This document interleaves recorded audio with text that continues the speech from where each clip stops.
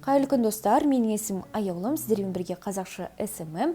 Бүгін сіздермен біз SMM маманы немен айналысады, сол сұраққа жауап беретін боламыз. Ең біріншіден SMM маманы ол парақша жүргізетін адам, маман. SMM маманы ең біріншіден ол стратегия продвижения жасау керек. Стратегия продвижения дегеніміз бизнестің даму жоспары. Әлеуметтік желідегі бизнестің даму жоспары, нақтырақ айтқанда. Сіз егерде белгілі түрде бизнеске келетін болсаңыз, SMM маманы ретінде ол бизнесті сіз түбегейлі зерттеуіңіз керек, аудиториясын зерттеуіңіз керек, қажеттіліктерін зерттеуіңіз керек, ол бизнестің нарықтағы орнын зерттеуіңіз керек, конкуренттерін зерттеуіңіз керек. Сол себептен соның барлығын зерттеп болғаннан кейін өзіңіздің жеке бизнес стратегияңызды жазуыңыз керек. Және де сол стратегияны ұстану арқылы сіз белгілі түрде мақсатыңызға жетесіз. Екінші бұл визуал жасау. Визуал дегеніміз не, ол қалай жасалады, барлығын нақтылап, менің каналымда видеосын таба аласыздар. Жалпы визуал дегеніміз ол сіздің парақшаңыздың бет бейнесі. Визуал әрине сырттай әдемі болып көріну керек. Әдемі болып көріну керек деп интернеттен фотоларды алуға болмайды. Кез келген бизнестің личный бренді қалыптасу үшін сіз тек қана сол бизнеске арналған шынайы фото, видео жасауыңыз керек. Яғни интернеттен фото алуға болмайды. Егер де сіздің фото, видео түсіру қабілетіңіз бар болатын болса, онда тіптен керемет.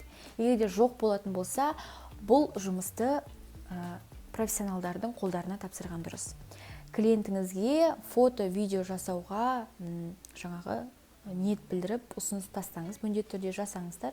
Егер де сіздің жаңағы аккаунтыңыз мынандай интернеттен алынған фотолар болатын болса, ол клиенттерді шошытады. Өйткені клиенттер көбінесе қазір, әсіресе 2021 жылы шынайылықты жақсы көреді.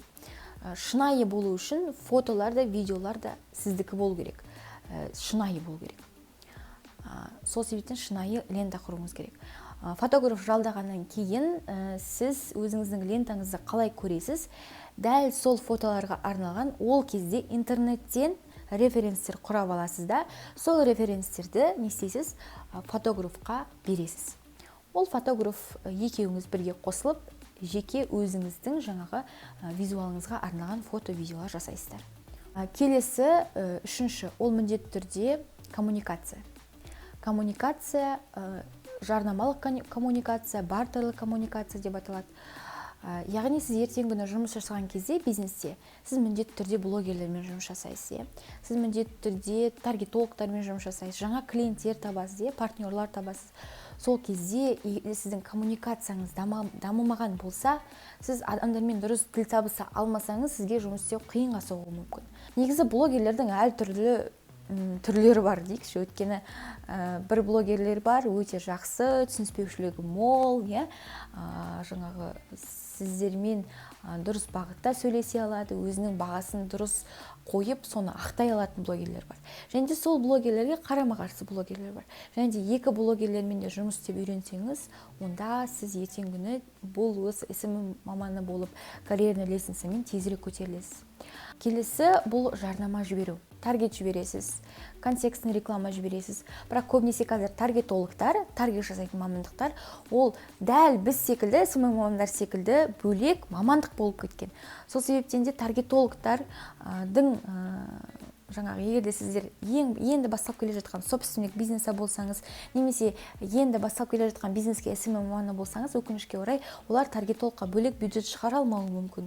Сондай мәселелер болған кезде, егерде сіз өзіңіз де таргет жасап білетін болсаңыз, онда сізге біріншіден үлкен тәжірибе болады таргеттен, екіншіден сіз жасап жатқан бизнесіңіздің жаңағы құнын, өзіңіздің қызметіңіздің құнын өсіре отырып, өзіңізге үлкен тәжірибе жинайсыз. Таргетті жібермес бұрын сіз міндетті түрде жарнамалық макеттер жасауыңыз керек.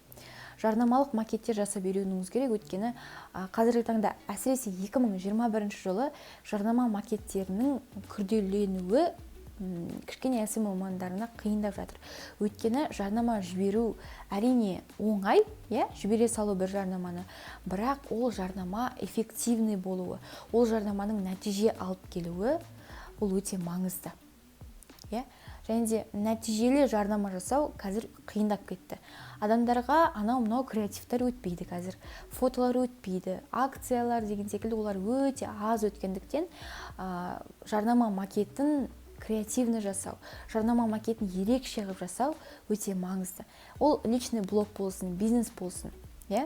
Сол себептен де бұл 5-ші пункт болатын шығар, жарнама макетін дұрыс жасай білу. Келесі бұл әрине текст жазу қабілеті. Сіз текст жаза білуіңіз керек. Ол текст жай ғана ақпараттық болмау керек. Текст сататын болу керек. Сіз бизнеске SMM маманы болып келіп жатқандықтан, сіздің текстіңіз сату керек, сіздің текстіңіз жандыру керек, е. Ол нәрсені үйрену үшін сізге көп практика керек. Және де сізге көп кітап оқу керек. Бірақ текст жазу өнерін тезірек үйреніп алуға болады, дамытып алуға болады. Ол үшін тәжірибе көбірек болу керек. Тәжірибе әрине бірнеше жылдап тәжірибе жинаудың қажеті жоқ. Сіз жай ғана күніне кем дегенде 2-3 сататын тексттер жазуыңыз керек. Кез келген товарға. Мәселен, көзіңізге не түсті? Гүл түсті, иә? Гүлге қараңыз да, гүлге арналған сататын текст жазыңыз. Көзіңізге не түсті? Телефон түсті. Телефонға арналған сататын текст жасаңыз. Сол арқылы күнделікті 2-3 тексттер жазып отырыңыз.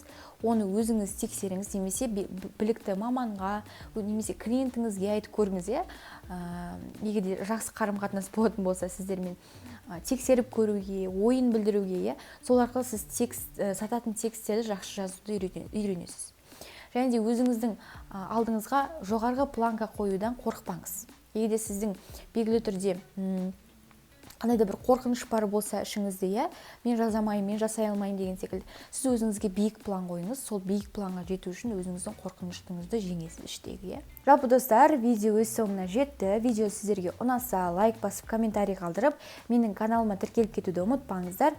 Сіздермен болған мен, аяулым, қазақша SMM, келесі сабақта жолыққанша.